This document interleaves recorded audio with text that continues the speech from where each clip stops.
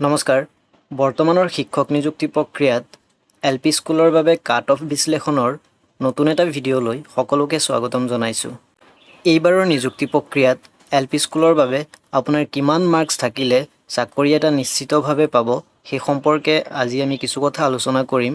So ভিডিঅ'টো শেষলৈকে চাব আৰু ভাল লাগিলে আমাৰ চেনেলটো ছাবস্ক্ৰাইব কৰি ভিডিঅ'টো শ্বেয়াৰ কৰি দিব। আজিৰ ভিডিঅ'টোত আমি আলোচনা কৰিম শোণিতপুৰ জিলাৰ কাট অফ সম্পৰ্কে। সকলো দিশ বিবেচনা কৰি মই ক'ব বিচাৰিছোঁ যে মোৰ মতে এইবাৰ শোণিতপুৰ জিলাত কাট অফ কিছু হাই যোৱাৰ পূৰ্ণ সম্ভাৱনা আছে।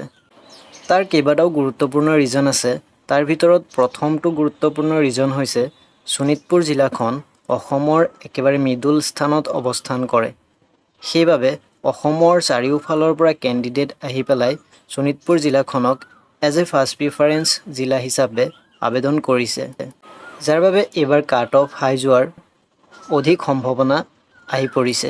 দ্বিতীয়তে শোণিতপুৰ জিলাখনত এইবাৰৰ নিযুক্তি প্ৰক্ৰিয়াত যথেষ্ট সংখ্যক মহিলা প্ৰাৰ্থীয়ে আবেদন আগবঢ়াইছে, কিয়নো শোণিতপুৰ জিলাৰ পৰা মিউচুৱেল পোৱা খুব সহজ আৰু শোণিতপুৰ জিলাখনৰ পৰা অসমৰ বিভিন্ন স্থানলৈ যাতায়াত কৰাৰ যথেষ্ট সুবিধাজনক।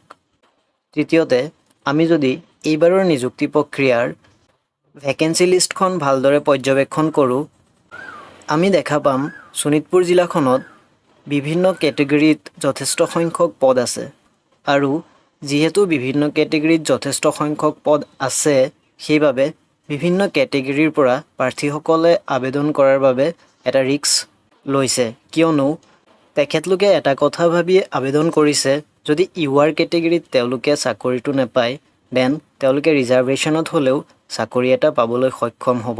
সেইবাবে এইবাৰৰ নিযুক্তি প্ৰক্ৰিয়াত শোণিতপুৰ জিলাত আবেদনৰ পৰিমাণ যথেষ্ট বৃদ্ধি পাইছে। এনেধৰণৰ কাৰণবোৰৰ বাবেই এইবাৰৰ নিযুক্তি প্ৰক্ৰিয়াত শোণিতপুৰ জিলাত কাট অফ যথেষ্ট হাই যোৱাৰ পূৰ্ণ সম্ভাৱনা আছে। তদুপৰি আমি যদি এইবাৰ শোণিতপুৰ জিলাত কাট অফ কম যোৱাৰ ৰিজন বিচাৰি যাওঁ দেন আমি এটাও তেনেকুৱা ধৰণৰ অথেণ্টিক ৰিজন বিচাৰি নাপাওঁ।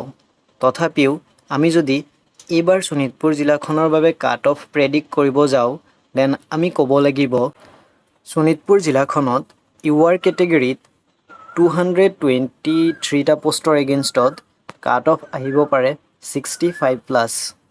OBC আৰু MOBC কেটেগৰীত 40টা পোষ্টৰ এগেইনষ্টত কাট অফ আহিব পাৰে 60+।